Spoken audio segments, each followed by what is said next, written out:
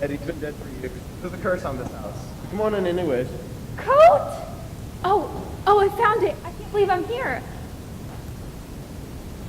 Coat! Coat! Yes! Horatio von Ominous walked these floors. Don't interrupt me. You got 10 seconds left. I can feel it already. You lose. Checkmate.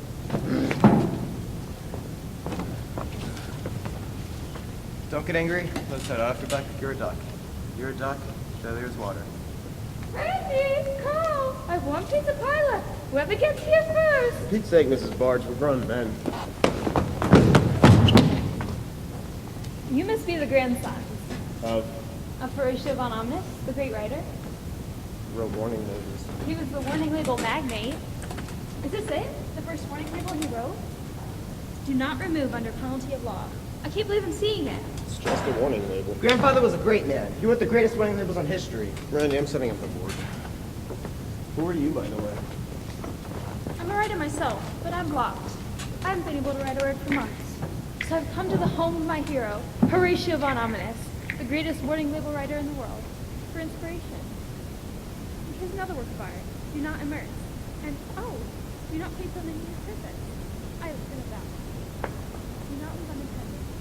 Oh, tab right there. Oh, it's getting wet. Great to live if you want to get home tonight. And so should you. I can't leave now. Goodbye, everyone. But before I go, I should tell you that I've taken a job on the neighbors. I've prayed into it. What? Who cleaned up after us? It's your turn, Carl. You know I should give you, Carl?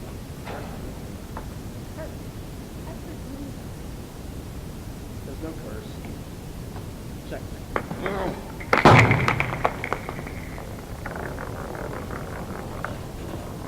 That crash. Yes, that was the footbridge. The footbridge has collapsed. It's the curse. There's no way out of Wolvesmeade. Let's just take the back road in the back. That B-roll money. That scream. That sounded like... Yes, that was the maid. She's falling off the cliff. It's the curse of the Wolvesmeade. For Pete's sake, Randy, there's no curse. It's just bad. It's the curse of the Wolvesmeade. And you're part of the curse because Von Ominous blood runs through your veins. Should we arrest the maid? Oh, she's far past that route right now. Just drop from that footbridge and go 600 feet. You would have had to get there right away.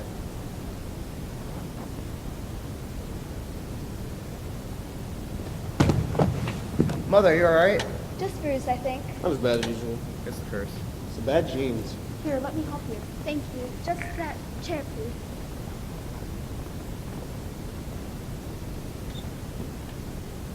Ah! If you read, Mother, it's clearly labeled, do not sit on hedge clippers. Who are you? Or do I know her? Nope, none of us do. We're giving her shelter from the storm. She's fascinated by Grandpa's warning labels. I just want a cigarette. No! Remember what happened last time, Mother? The whole West Wing. I'll be careful. Like you were careful with the blender? Don't forget we have to wear that wig.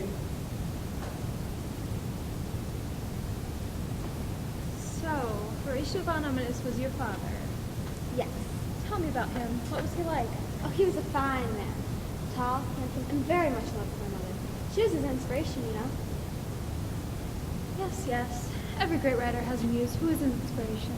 And Horatio von Ominous is mine. I've read everything he ever wrote. Appliances, clothing, sports equipment, electronics. I have a modest question. Really? Well, I'll tell you what, dear. I'll go find Mrs. Barge and have her make us some coffee.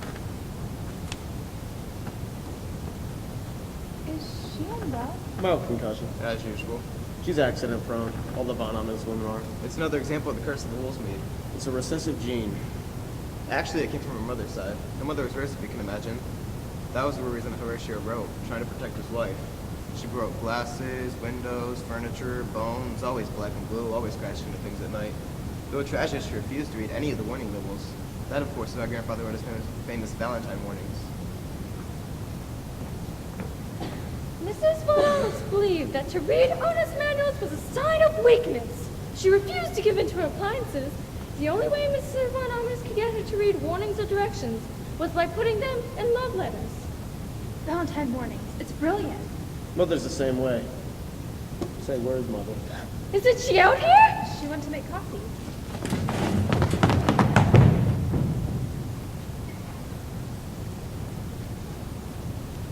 I'm alone in the Von Ominous living room. They don't suspect a thing. They're as gullible as I had hoped.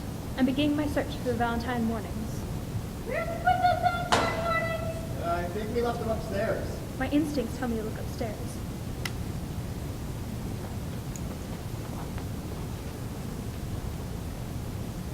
Oh, there you are, Sandra. I'll be back with the cookies.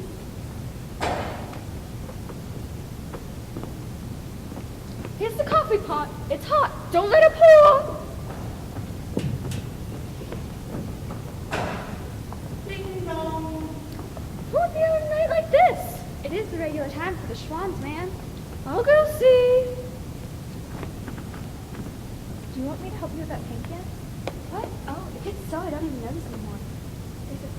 There's a hammer in the fireplace. They think I don't know it's there. It is the Schwann's man! How'd he get here if the footbridge was washed out?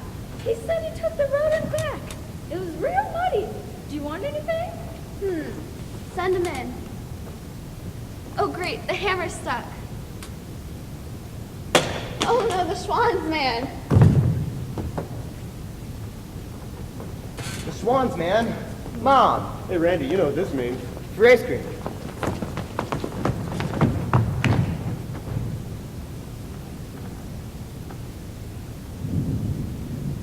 Sandra, coffee, dear? Pretty good, huh? What do you have to say about the curse now, Randy? He was at a banana popsicles, wasn't he? What? Another body? Perhaps I've just done. And I suppose I'll have to clean it up. Uh-huh. Never mind. I'll get it tomorrow when I vacuum. No, it's got to be done today. Man, you be reasonable. Remember what happened with the plumber, Carl? We chipped over him for days. He's just stunned. Help me drag him over here. It's so depressing to have bodies laying around all the time. There now. When he wakes up, we'll tell him he fell asleep suddenly in our home. Where's that nice young lady, Sandra? I'll find her. Not if I find her first.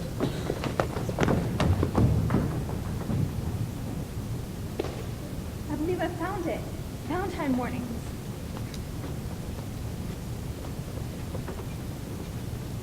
If you ever left me, my heart couldn't be mended. Don't leave the space heater unattended. That's beautiful. I love you a little. I love you lots. The lamp can only handle 75 watts. I've got to have this. It'll be worth hundreds of thousands. So you're not just here for inspiration. I listen more like to value science. I can't be bought. Everyone can be bought. It might be more impressive if they weren't all ones.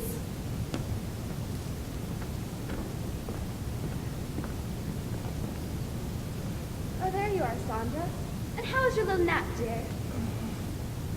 What happened? Don't be embarrassed, dear. Everyone takes a tumble every now and then. But there was a hammer. Nonsense. Sandra, can you help me get him the ice for his head?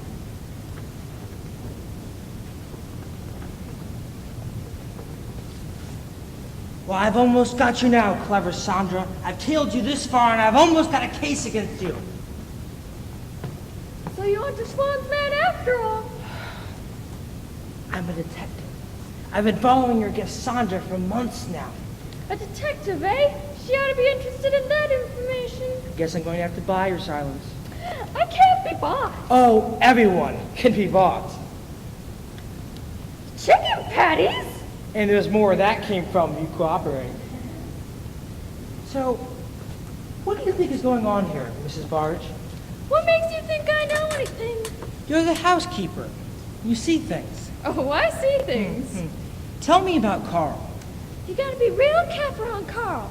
He's not right in the head. He'll seem okay, and then he'll say or do something real scary. Like what? You just watch him. You'll see. How about Randy? Oh, Randy's got secrets. What kinds of secrets? He has people working for him. Who? What do they do? Oh, a lot of little men.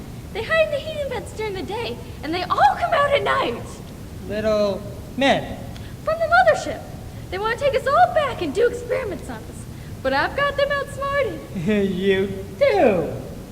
I line myself with tinfoil every morning. Their takeout beams are useless against it. Well, thank you very much, Mrs. Barge. You've been very helpful. That's not my real name, of course. Of course.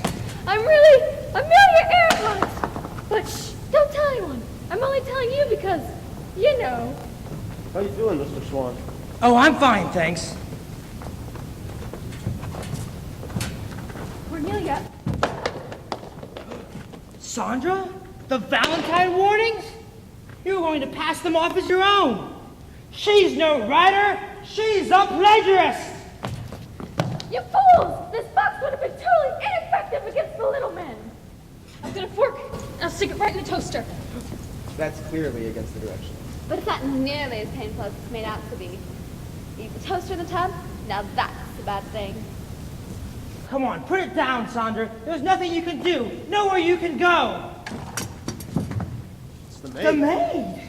We thought you were dead. But we're glad you're not. I climbed up the road and back. It was real muddy.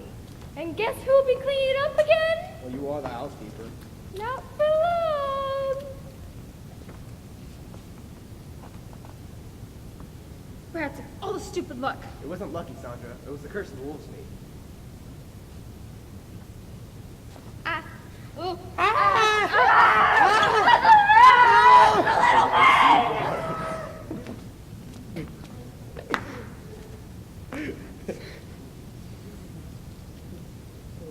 The maid! That's right, me, the maid, the bit part. After I fell off the cliff, I rethought my career change. I decided it'd be better to come back here and take the family fortune.